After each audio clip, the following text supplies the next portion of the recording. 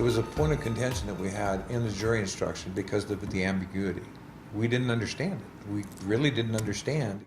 Well, the foreman in the Jodi Arias trial tells all, admitting they were just as surprised as us when the judge declared a mistrial. He says they didn't understand the jury instructions. He says they thought if they could not come to a decision, the judge would decide. He sat down with ABC 15's Amy Murphy to tell us what exactly happened behind closed doors.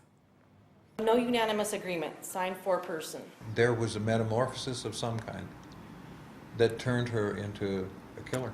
Juror 18, Foreman Bill Zervakos, explains how in the end the trial for Jodi Arias ended up with a hung jury when deciding on life in prison or death. None of us knew what would happen if we were to come back with unable to come to a unanimous verdict. None of us knew what would happen. We were not abdicating our responsibilities. And yet, we feel like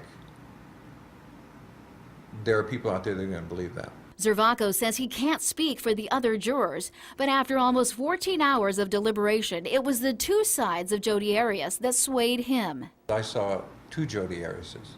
I saw Jodi Arias before June 4th of 2008 and Jodi Arias after June 4th of 2008. I looked at the previous 27 years. It was a mitigating factor to me because I looked at 27 years of a normal, healthy, vibrant woman.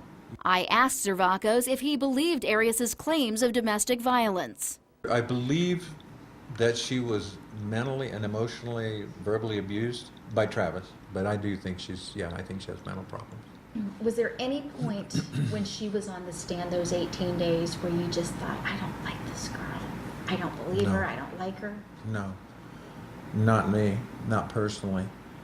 I tried to keep my feelings about her as neutral as possible. But Zervakos' feelings on prosecutor Juan Martinez are not as neutral. He's merciless. I don't like being talked to like I'm stupid, and I felt like that happened a couple of times. Despite the outcome of the actual verdict, murder first degree, Zervakos says he and his fellow jurors regret they could not agree in the sentencing phase. Do we feel there was unfinished business? Do we feel like we didn't complete our task? Yeah.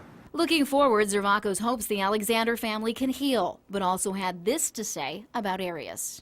The only thing that I can hope for her is that she comes to peace with herself, that she comes to grips with herself.